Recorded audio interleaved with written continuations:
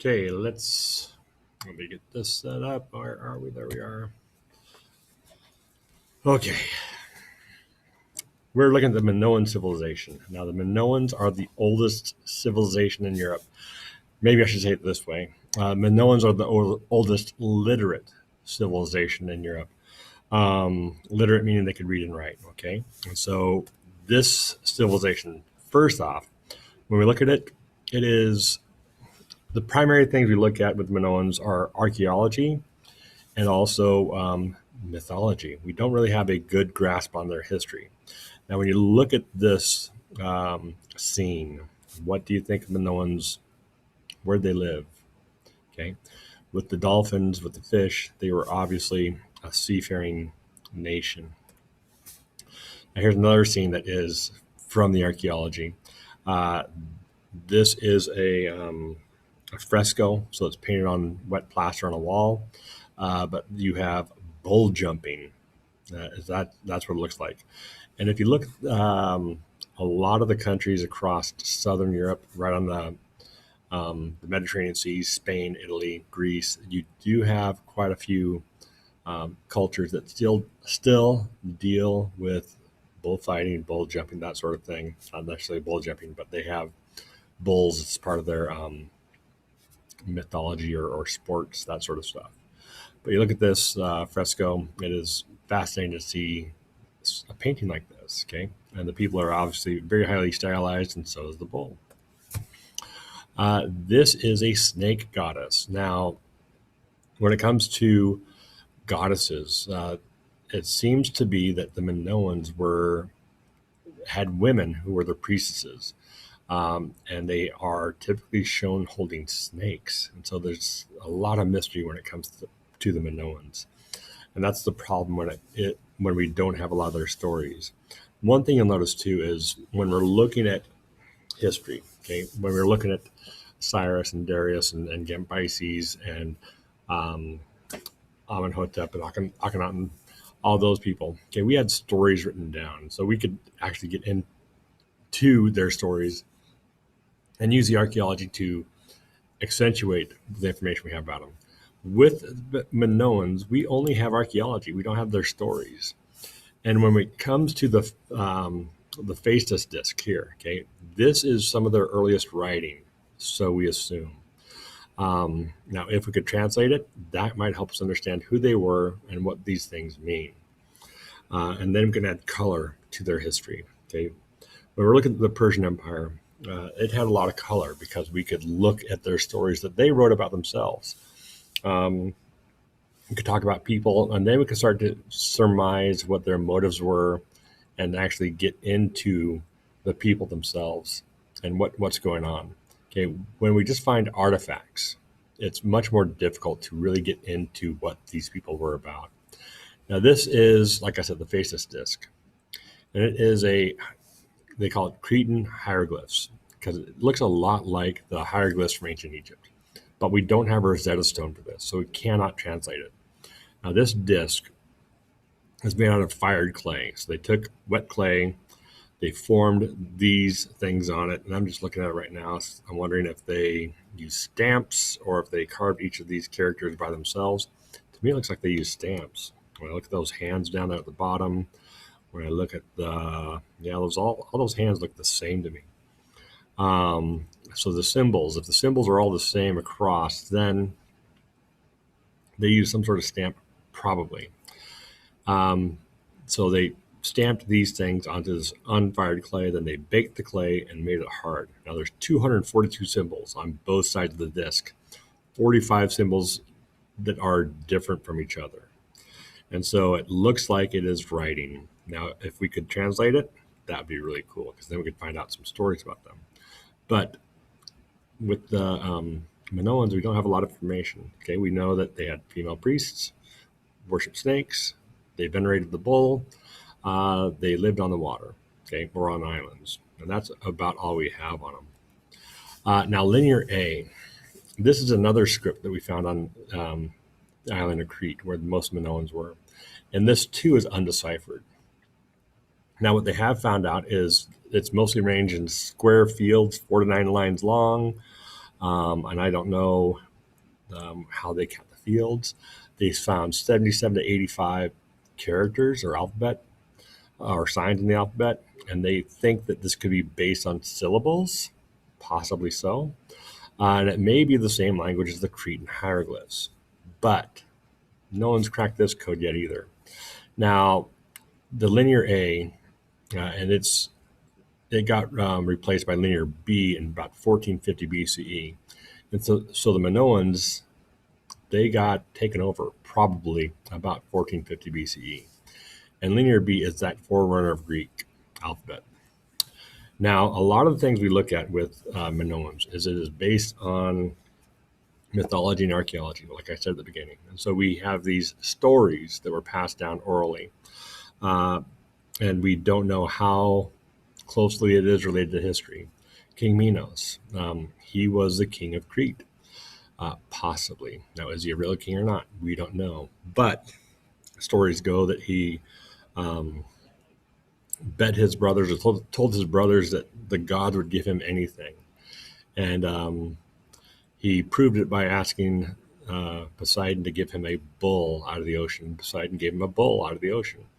And that was kind of the downfall of Poseidon, or of King Minos, because he kept that bull when he promised Poseidon to sacrifice it back to him. And in fact, he just sacrificed another regular bull back to him. Now, the Minotaur, if you look at the word Minotaur, this is the bull of Minos. And the bull that Poseidon gave to Minos had an affair with Minos' wife, and they had this bull boy. Now, this bull boy is, again, this would not be possible, but they have this bull boy who is kind of his embarrassment. And so Minos hides this bull in the labyrinth. And one thing, when you look at the ruins around the island of Crete, Knossos, those sorts of things, you see a lot of these really small rooms. And people think that perhaps that those gave the idea of what that labyrinth could have been. Now, Theseus, he is the son from Athens who comes down to, he promises his dad that he'll come down and kill the bull. And he does come down. Two of Minos' daughters fall in love with him, and they help him navigate the labyrinth that was built to hide the bull. And he goes in there, kills the bull, and escapes, and takes one of those daughters for his wife and takes her back to Athens. And it's really fascinating because a lot of these people, the place names come from the people. Okay. Now, Daedalus, he is that Greek inventor who invented the labyrinth. He worked on Minos. Some people think that he was born in Athens, according to some of that mythology of history. Something that's not written down. They think that Daedalus was an inventor that lived up there and then got hired by Minos to do several things for him. So all these things wrap around to give us some idea of what perhaps Minos or Minoan society was like. Now, another thing, Minoans were heavy into trade. We do find Minoan artifacts around the Mediterranean Sea. And so if you look at the key, they have timber, wool, daggers, lamps, stone vessels, ceramics, and bronze vessels. And these are principal Minoan routes. Now they take off and they go around the Mediterranean. The Egyptians in the Middle Kingdom, they saw the Minoans as the only other civilized race out there. They didn't think of the people in Mesopotamia as being civilized. But Minoans, with their art, their culture, these people were civilized. Now, the Minoans had colonies or trade relationships with a city called Avaris down in Egypt. And you can find Minoan-style mosaics and things like that down in Avaris. And so Minoans traveled. Now, they also had a navy. It seems like they controlled their empire. And I forget what they call a navy empire, but they had this empire based on the water. And they ruled for quite a while. Okay. Now, later on, you see this little spot right here, Thera, also known as Santorini. Okay. Oh, before I get there, here is the island of Crete, and these are the major palaces of the Minoans. You have Phaistos, Knossos, Malia, Zakros. That's where a lot of these palaces would have been. Now you also have tombs and other sacred caves, kind of interesting stuff there. But Minoans are also on the Mediterranean Sea is a very highly active volcanic region and lots of earthquakes. And there's evidence that Minoans started to suffer lots of earthquakes about 1600 BCE. There is evidence that they had some of their palaces ruined because Knossos is the only one that survives beyond about 1600 BCE. And so they have some problems. Now, another problem they had is this island of Santorini. And just north of the island of Crete, right there is Santorini. And Santorini, they blew this section up so you could see it. But it used to be a circular island. But about 1600, Santorini blew up and turned that island that was a round island into a C-shaped or crescent-shaped island. Now, the center of the island is the caldera, the center of the volcano. And this little island here is that volcano continuing to grow even into modern days. So it was a huge eruption. Many people think it was the largest eruption ever to happen. Another volcano that happened about that time was one called Krakatoa, or not about that time, but about 1800 AD, about 3,600 years after this was Krakatoa.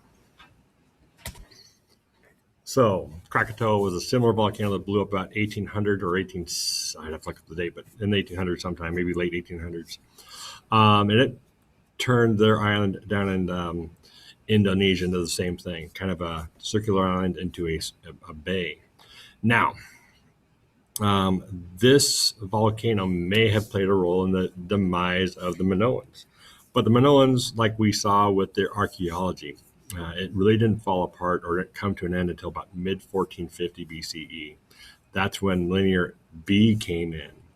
And later on, we'll look at Linear B and see how that plays into this. This is the Bay of Santorini. The white on top of the mountains is not snow. Those are buildings. People live on Santorini. You have tourist boats. You have cruise ships that come here all the time and visit. This is the center of that volcano, and this is new island being formed all the time. And so you have new volcanic eruptions that continue to put out new land. We do not know when or if Santorini will blow up again. It's still active. It doesn't have that violent eruption right now, but it could at some point. There's my sources. We'll talk, have fun. Have any questions, shoot me an email.